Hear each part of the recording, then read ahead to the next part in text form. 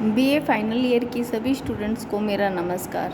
Students, आज का हमारा टॉपिक संयुक्त राष्ट्र संघ की महासभा रहेगा।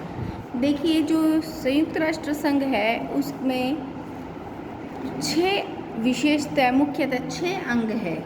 और यहाँ पे देखिए इसके जो अंग हैं उनमें से महत्वपूर्ण अंग महासभा और सुरक्षा परिषद है। तो बात यह हम महासभा की कर रहे हैं। आज का हमारा टॉपिक सुरक्षा परिषद की महासभा। तो देखिए, जो महासभा है तो इसके वो विश्व की लघु संसद कहते हैं। जैसे जैसे मैं बोल रही हूँ वो तुम लिख सकते हो। महासभा को विश्व की लघु संसद कहा जाता है। विश्व की लघु संसद महासभा को कहा जाता है। देखिए, संसद क्या कार्य करती है? संसद कार्य करती है कानून निर्माण का, और विश्व में कानून निर्माण का कार्य करने वाली विश्व की लघु संसद महासभा को कहा जाता है। उसके बाद देखिए, विश्व का उन्मुक्त अंतःकरण। यहाँ पे विश्व का उन्मुक्त अंतःकरण मतलब पूरे विश्व में, यहाँ पे विश्व की लघु संसद, और फिर उसके बाद में विश्व का उन्मुक्त अंतःकरण। उन्मुक्त अंतःकरण, ये जो बात है ये इसके बारे में कहा जाता है। फिर इसमें एक इम्पॉर्टेंट क्वेश्चन जो हर बार आता है वो ये है कि अचेशन प्रस्ताव क्या है? अचेशन प्रस्ताव क्या है? तो हमें ये ध्यान रखना है, अचेशन प्रस्ताव 1950 में उत्तरी कोरिया और दक्षिण कोरिया के मध्य कोरिया संकट आया था, कोरिया युद्ध हुआ था। तो हुआ क्या था, 1950 में कोरिया युद्ध के कारण से ये जो अचेशन प्रस्ताव लाया गया था, ठीक है, अचेशन प्रस्ताव लाया गया था। यह जो प्रस्ताव है तब काम में आता है जब सुरक्षा परिषद बार बार वीटो का प्रयोग करती है। देखो, मैंने तुम्हें बताया वीटो का प्रयोग करने की जो पावर है, जो शक्ति है, वो केवल और केवल सुरक्षा परिषद के 5 सदस्यों के पास में है। वीटो का अर्थ होता है निषेधाधिकार। कोई भी कानून बनाने से पहले यदि वीटो हो जाती है तो वो कानून नहीं बन पाता है। तो यहाँ पे ऐसे हुआ कि इस कारण से कोई भी कानून बन ही नहीं पाता था।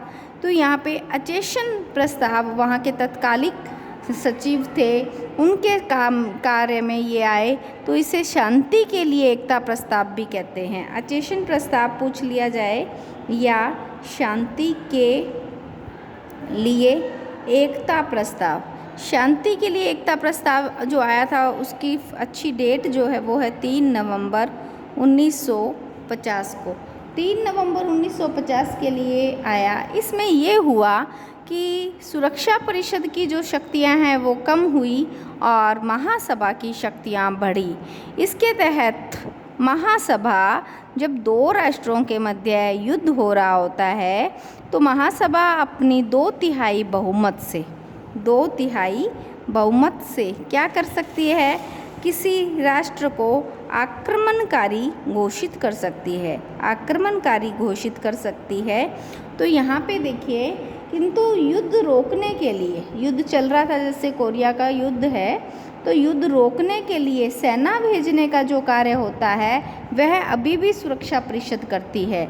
लेकिन यदि बात आती है शांति के लिए एकता प्रस्ताव, तो यहाँ पे महासभा की पावर बहुत अधिक बढ़ गई है। सुरक्षा परिषद की पावर इसलिए कम हो गई है क्योंकि अब उनके वीटो का प्रयोग कम ही होगा, और महासभा के पास में ये पावर आ गई है, वह किसी भी राष्ट्र को आक्रमणकारी घोषित कर सकती है। जिस राष्ट्र को वह आक्रमणकारी समझती है उसे घोषित भी अपने 2/3 बहुमत से कब कर सकती है। तो देखिए, इस प्रस्ताव के बाद में सुरक्षा परिषद की शक्तियाँ कम हो गई और सुरक्षा परिषद के साथ महासभा की शक्तियाँ बढ़ गई। इसीलिए डॉग हैमरशोल्ड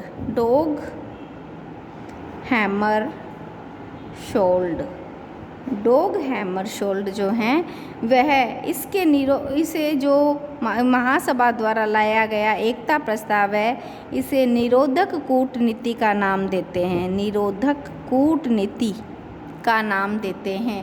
या यूएनओ की आवश्यकता पर बल, अतः ये बात कहा जा सकती है कि एकजुटता के नाम पे सरकारी कार्य। ये बात भी जो बात कही है वो भी डॉग हैमरशोल्ड ने ही कही है। तो यहाँ पे हम ये देखेंगे कि महासभा क्या कार्य कर सकती है। पहले महासभा बहुत महत्वपूर्ण स्थान नहीं रखती थी, लेकिन जब से अचेतन प्रस्ताव आया है तब से संयुक्त राष्ट्र संघ के दूसरा अंग सुरक्षा परिषद है, उसकी शक्ति कम हुई है और महासभा की शक्ति अधिक हुई है। तो यहाँ पे हमने ये देखना है कि महासभा और क्या क्या कार्य करती है।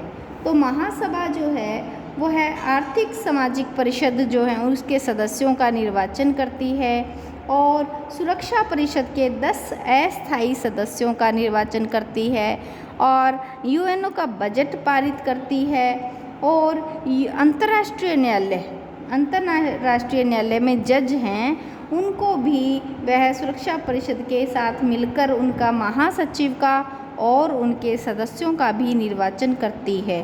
तो इस प्रकार देखो, ये हम बात करते हैं यूएनओ के अंग की, तो पहला अंग है महासभा, दूसरा अंग है सुरक्षा परिषद, तीसरा अंग है सामाजिक आर्थिक परिषद, चौथा अंग है अंतर्राष्ट्रीय न्यायालय, फिर है आर्थिक सामाजिक परिषद, फिर उसके बाद में देखिए मेन जो है सुरक्षा परिषद है और उसके बाद में जो अंतर्राष्ट्रीय न्यायालय है और न्यास परिषद ऐसा अंग है जो कि अभी कार्यरत नहीं है। न्यास परिषद अभी कार्यरत नहीं है क्योंकि न्यास परिषद ने अपना सारा कार्य पूरा कर लिया।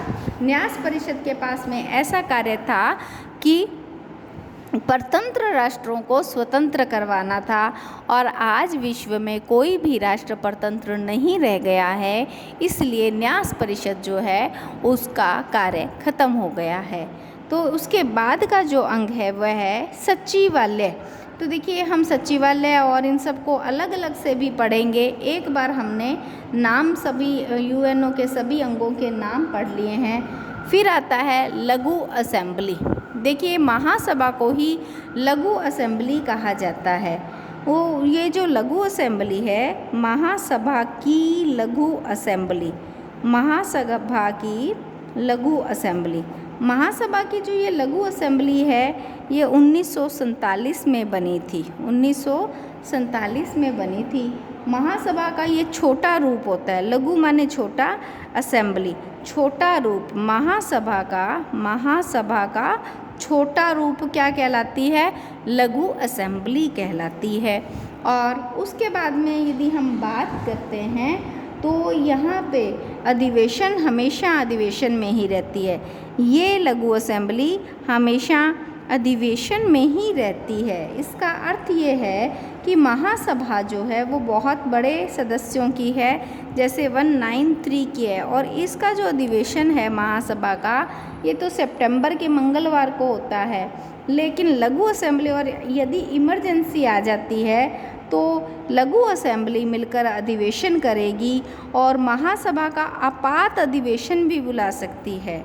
महासभा का आपात अधिवेशन भी लघु असेंबली बुला सकती है। इसके बाद में देखिए, लेकिन बात यह है ये जो लघु असेंबली है वह 1952 से निष्क्रिय हो गई है। अर्थात यह पहले होती थी क्योंकि महासभा वर्ष में एक अधिवेशन ही होता है, तो एक ही अधिवेशन होता था तो लघु असेंबली कार्यरत थी। लेकिन ये जो असेंबली है यह 1952 से लेके अब ख़त्म हो चुकी है। तो विजयलक्ष्मी पंडित ऐसी महिला हैं जो महासभा के प्रथम अध्यक्ष बनी थी 1953 में। 1953 में पंडित जवाहरलाल नेहरू की सिस्टर विजयलक्ष्मी पंडित जो हैं वह महासभा की प्रथम महिला अध्यक्ष बनी थी। पहली महिला अध्यक्ष यदि कोई बनी महिला तो वह है विजयलक्ष्मी पंडित, जो कि 1953 में बनी थी। तो महासभा से संबंधित मुख्य बातें आज हमने कर ली है। तो हमने किया यूएनओ के अंग मुख्य कौन से हैं? महासभा, और दूसरे अंग में आता है सुरक्षा परिषद। तो अब हम हमारी जो नेक्स्ट टॉपिक है वो रहेगा सुरक्षा परिषद।